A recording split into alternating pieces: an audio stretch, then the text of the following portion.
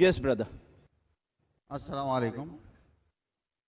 My name is Leon John, and firstly, I'd like to thank my friend Nurullah for bringing me here and giving me this opportunity to hear some wonderful teachings from you. Now, I've got two questions to ask. First is, what does it take to be a true Muslim?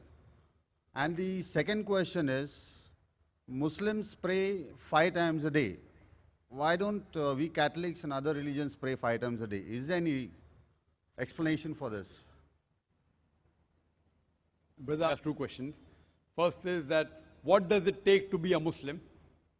What is the requirement? And second is, why do Muslims pray 5 times, Catholics pray less? What is the reason? As far as what does it take to be a Muslim, as I mentioned earlier, Muslim means a person who submits his will to God. So if you submit your will to God and follow the commandments of God, you are a Muslim. The number one thing is that you bear witness that there's no God but Allah, no God but one true Almighty God, and you bear witness that Prophet Muhammad is the servant and the messenger of this God. This is the basic faith. It is a fundamental creed known as Shahada. So once you say this, you enter into the basic fundamental creed. And to be a good Muslim, you should submit your will to Almighty God. So if you follow the commandments given by Almighty God in the Quran and the teachings of the Prophet Muhammad, peace be upon him, in the authentic hadith, then you'll be a good practicing Muslim. As far as the second question is concerned, why do Muslims pray 5 times and we Christians, we pray less? The reason is, we Muslims, Salah is a sort of programming towards righteousness. See, normally people, they say pray. Pray is not the right translation of Salah. Pray means to ask for help. In Oxford Dictionary, pray means beseech.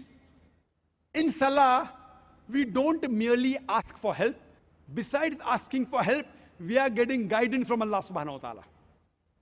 In other religions, we only ask for help. In Islam, besides asking for help, we are getting guidance from Allah subhanahu wa ta'ala. For example, if the Imam, after Surah Fatiha, he recites the verse of the Quran, of Surah Maida, chapter number 5, verse number 90. Ya ayyuhalladhina amanu, O you believe, innamal khamru wal maisuru, most certainly intoxicants and gambling, wal anzabu wal azlamu, dedication of stones, divination of arrows, rijsum min amali shaitan, these are Satan's handiwork. Fashtanibu lalakum tuflihun, abstain from this handiwork that you may prosper. Here we are getting guidance from Allah subhanahu wa ta'ala in our salah that don't have intoxicants, don't gamble, don't do fortune telling, don't do idol worship. These are Satan's handiwork.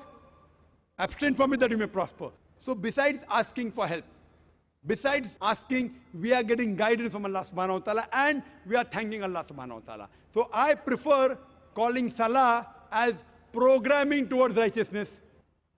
And if we analyze today, the amount of evil we see around us, bad things happening, evil thing, obscenity, cheating, there are high chances that we can get deprogrammed. How a doctor tells you, for a healthy body, 3 meals a day. So our Creator, Almighty God, knows that we have to be programmed 5 times a day so that we will be on the straight track. So He's our Creator, He knows that. So if you are a true Christian, even you should offer 5 times. You know why?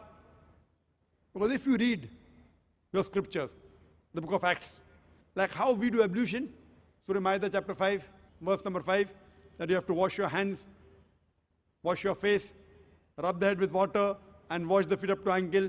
Similarly is mentioned in the book of Acts.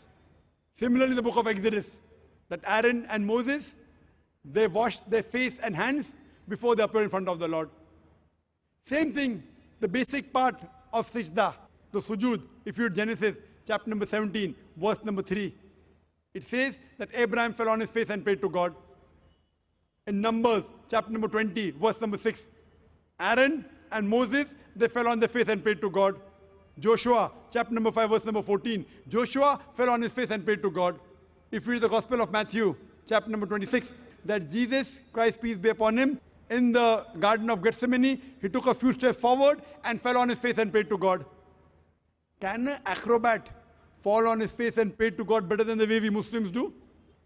When you do sujood, We put the highest part of the body, the forehead, on the lowest part of the ground and say, Glory be to Allah, the Most High. Glory be to Allah, the Most High, thrice. So all the prophets of the Bible, they prayed the same way as we Muslims pray. And Jesus Christ, peace be upon him, said in the Gospel of John, chapter number 16, verse number 12 to 14, I have many things to say unto you, but ye cannot bear them now. For he, when the Spirit of truth shall come, he shall guide you unto all truth. He shall not speak of himself. All that he hears shall he speak. He shall glorify me. Now, Jesus Christ, peace be upon him, said that wait for the Spirit of truth, talking about Muhammad, peace be upon him.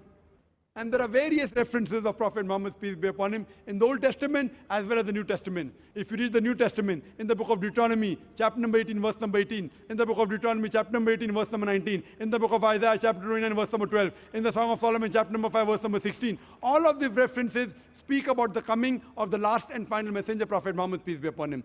Even in the New Testament, Gospel of John, chapter number 14, verse number 16, Gospel of John, chapter number 15, verse number 26, Gospel of John, chapter number 16, verse number 7, Gospel of John, chapter number 16, verse number 12 to 14, all of these references speak about the last and final messenger, Prophet Muhammad, peace be upon him.